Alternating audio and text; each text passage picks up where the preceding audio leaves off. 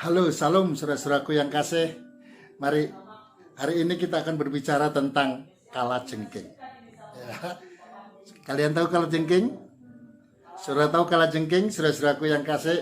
Itu sengatnya, itu yang berbahaya ya. Tapi apa kata firman Tuhan tentang kalajengking, saudara-saudaraku yang kasih?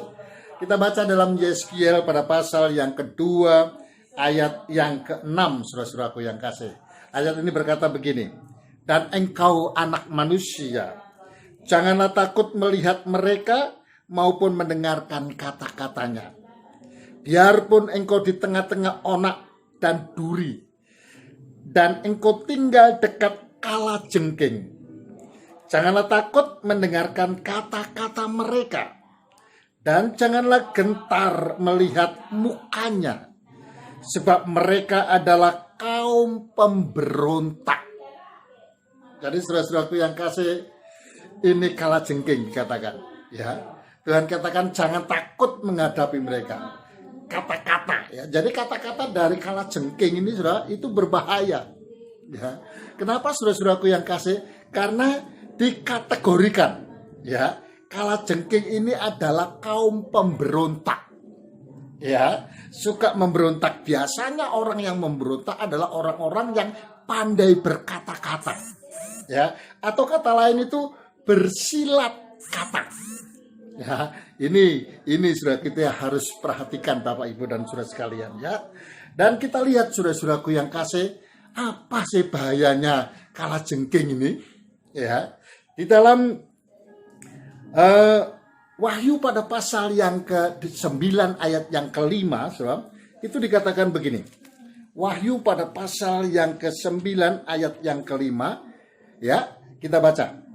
Dan mereka diperkenankan bukan untuk membunuh manusia, melainkan hanya untuk menyiksa mereka 5 bulan lamanya. Dan siksaan itu seperti siksaan kalajengking apabila ia menyengat manusia. Ya, jadi saudara-saudaraku yang kasih, ini ya bahayanya daripada kalajengking. Memang dia tidak diperuntukkan untuk membunuh manusia. Ya, kalau dia menyengat saudara-saudara, supaya itu sakit siksaan itu. Ya, saudara-saudaraku yang kasih, bahkan di dalam ayat yang ke-10 dikatakan begini. Dan ekor mereka sama seperti kalajengking dan ada sengatnya. Dan di dalam ekor mereka itu terdapat kuasa mereka untuk menyakiti manusia 5 bulan lamanya ya. Jadi di dalam kitab Wahyu ini saya hanya ambil, saudaraku yang kasih, bagaimana itu kalajengking. Ya, dia tidak membunuh saudara-saudaraku yang kasih ya. Sengatnya itu hanya untuk menyiksa, hanya untuk menyakiti saja saudara-saudaraku yang kasih. Kenapa? Karena kata-katanya itu, ya, namanya juga pemberontak saudara-saudaraku yang kasih ya. Jadi suka dia mereka-reka sesuatu untuk bisa menjatuhkan orang, ya, untuk bisa memfitnah dan lain sebagainya, saudaraku. Itu tidak membunuh ya, tapi membuat orang menjadi sakit, membuat orang menjadi menderita, saudara-saudaraku yang kasih. Tapi jangan takut, saudaraku ya. Kenapa? Karena firman Tuhan dengan jelas mengatakan soal kalajengking itu, ya. Dikatakan bagaimana? Dalam Lukas pada pasal yang ke-10 ayat yang ke-19 ya, dikatakan begini. Sesungguhnya aku telah memberikan kuasa kepada kamu untuk menginjak ular dan kalajengking dan kuasa untuk menahan kekuatan musuh sehingga tidak ada yang akan membahayakan kamu. Ya.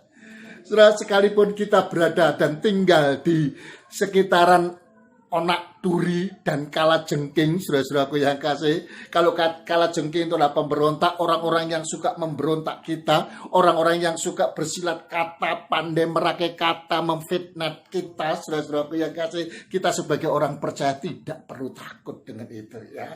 Kenapa? Karena dia tidak akan bisa membunuh kita ya. Dia hanya menyakiti saja ya. Dia hanya menyiksa saja. Tapi saudara Ini ayat dengan jelas mengatakan bahwasanya Allah kasih kita kuasa, saudara. Kuasa apa? Kuasa untuk menginjak kalajengking itu.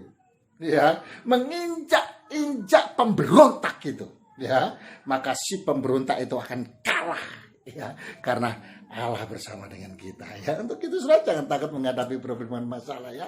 Bersama dengan Yesus, nama kita akan diperhatikan oleh Tuhan. Kalau kita mempermuliakan Yesus. Haleluya. Haleluya.